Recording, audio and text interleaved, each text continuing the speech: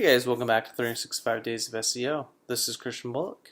Today, in a how-to SEO topic, we're going to talk how to quickly find site crawl issues. So this is essentially a video that's really kind of focused on those high impact areas, things that websites sometimes have in place, whether they know it or not, that could be really hindering the effectiveness of organic search for their website. A couple places that I like to look. First, I check the website's robot text file. Usually it's found at domain.com or whatever domain you're going for, example.com/robots.txt. With one line of code, you can essentially tell search engines, do not include any pages on my website in your search engine results. Now I've actually found this for a lot of different websites. Usually, this happens when a website's on a staging site, developers are making changes to it, it's live somewhere, but they don't necessarily want it to be in search engine results. More often than not, they move the website live, keep the robots text file in place, and then this new website that should be starting to get some organic search traffic to it, that just plummets because you're such a tell search engines, hey, do not index any of these web pages on this website. So that's the first place I look, the website's robot.txt file.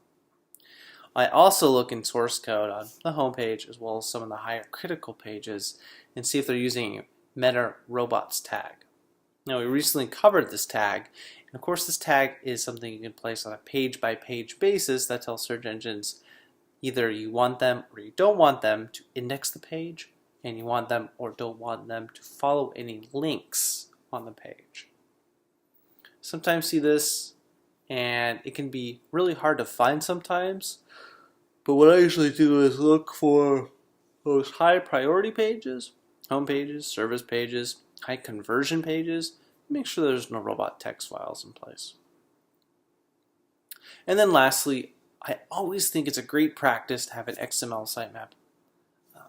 These, of course, as we've already discussed, act as cheat sheets for search engines to know all the URLs of your website. Really, it's the easiest way they can hand information directly to a search engine and say, here are my URLs, please index as many of them as possible without having to rely on their search engine spider to go through, crawl all your web pages, and look to include them. There's a lot of free tools out there, including xml-sitemaps.com, the one I like to use, as well as if you have a website that's over 500 pages, using Screaming Frog SEO Spider tool, which I really like as well. That can output an XML file based on the crawl, and it's a really easy way to make sure you get all those URLs in the hands of search engines and have them indexed as many as possible. So those are some of the more high impact areas that I always like to look at whenever I start SEO for a new website. If there's a website redesign in play, or if there's a entire just refresh from a design perspective, I also look at those same high priority areas just to make sure that we're not going to hit any stumbling blocks right out of the gate when it comes to having that visibility in organic search. My name is Christian Bull, 365daysofseo.com. See you guys tomorrow.